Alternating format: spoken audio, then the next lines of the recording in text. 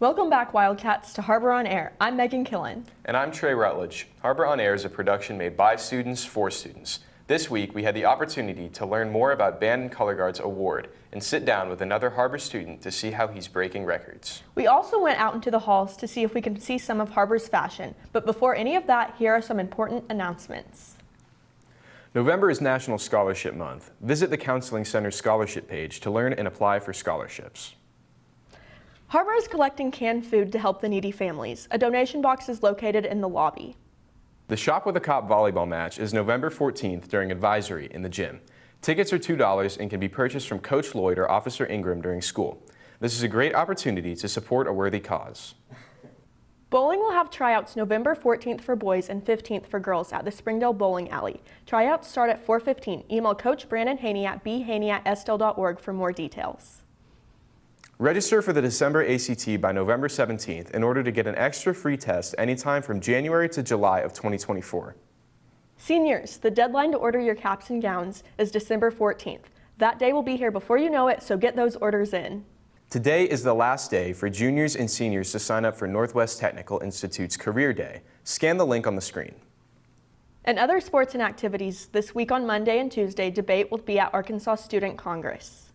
Also on Tuesday, all-region jazz band auditions will be held, and Lady Wildcats basketball at Gravette. On Wednesday, swim is at the Jones Center, and on Thursday, girls basketball is at Charleston. On Friday, boys basketball is at Maumelle, and the Wildcat JV wrestling tournament begins. Wrapping up the busy week, on Saturday is a cheer tournament at Alma. The boys basketball team will play in Bryant, and the wrestling tournament continues. Lots of activity going on for Har-Ber On-Air. A busy week for sure. We're going to take a quick break, but we have more Har-Ber On-Air in just a couple minutes.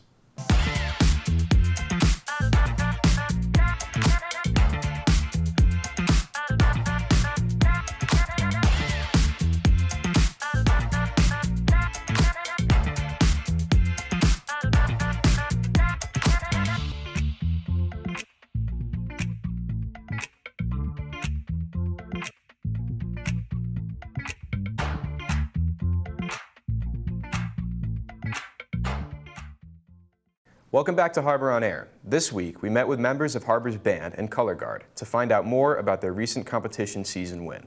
Here's the story. We've all seen just how advanced, hardworking, and dedicated Har-Ber's marching band is. Recently, they were able to demonstrate their skills as they attended and won first place at the Siloam Springs Invitational. We played against, there are 5 bands in total, and we ended up getting first overall in prelims and finals, and we ended up getting multiple awards, which were in visual effect, general effect, and I believe color guard as well. We really just bring a lot of energy to practices. We do have one after-school practice, which is on Tuesday. It's only 2 hours, but we just bring tons of energy and just make sure we get as much work done as we possibly can. Band was not the only group that was extremely successful at the Siloam Springs Invitational. Color Guard also brought home the win. For me, especially because I'm a senior this year and I'm co-captain, it meant a lot because it was my last year competing with the band. And during our sophomore year, we sadly didn't get the first place for Color Guard. We lost it. And so just going back like 2 years later and just winning it felt amazing. So originally we couldn't react because we were done with the drum majors, like getting the awards. So afterwards, not gonna lie, I cried because it just felt really good to win, and I was just really happy. And I was just so proud of the girls and the guys that were on the team for just doing their best. Har-Ber's marching band and color guard continue to impress us time and time again, and after months of practice, they were finally able to prove just how talented they actually are. For Har-Ber On-Air, I'm Megan Killen. Wow, we're lucky to have such a talented band and color guard.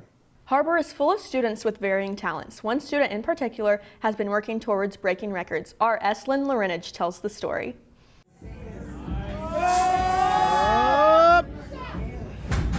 Although powerlifting may not be the most important sport among teenagers, it's still a great option for anyone serious about their fitness. Many athletes, fitness enthusiasts, and bodybuilders like Jesse Salcedo choose powerlifting as their preferred sport. Well, I didn't really have a sport I was that good at. I wrestled, played football, I've done track. I've done really all of it. But powerlifting is really something you can do at any level. So I just chose powerlifting, and I actually really enjoy it. Jesse Saucedo, for instance, has won 7 state records in powerlifting, making him a true champion in the sport. I think it's pretty cool to have state records. Never really thought it was going to be something I'd ever have. 7 state records. It kind of feels weird to say sometimes because it's me. Powerlifting allowed Jesse to make a name for himself and pursue his dreams. As a teenager with limited options, this is just the beginning of Jesse's journey. My goal is to make high school nationals, and I have a meet November 18th. That's the Arkansas Drug Tested State Championship. If I have a qualifying total, then I'll be able to go to high school nats. All sports have rich and deep history with how they became the way it is and why it was even made in the first place. Sports like powerlifting are just another opportunity for teenagers and young adults to gain benefits. I honestly really recommend it. It's a good outlet to let out stress and emotions, taking all your anger out on the heavyweights. A lot of networking and just connections can go on too. Going to a meet, you meet a bunch of new people, a lot of new experiences all in all, and it's really fun. As Wildcats, we take pride in having an inspiring sports enthusiast named Jesse Saucedo among us. His passion for powerlifting is contagious as he actively encourages other teenagers to take up the sport. For your Huddle Report, I'm Eslyn Lorenage. Thanks for introducing us to Jesse. Fashion trends are always changing. Some people seem to always know the latest trends and what's in. We hit the hallways to find some fashionable Wildcats. Take a look. Welcome to Fit Check, presented by Har-Ber On-Air. Har-Ber has a large base of students that are interested in fashion, and today we're here with one of them, who also just so happens to be our homecoming king, Kendrick. Kendrick, tell us about your outfit today. It's a calm little fit, you feel me? I'm wearing the Heaven by Marc Jacobs collab. Right now I got a Temu BB belt, it's fake. I got the Empires on, little bagginess. And I got the little new schools, feel me? A little chunky. And oh, look at this. My grandma gave me these, a little protection with it. Calm little fit. So, who or what is this fit inspired by?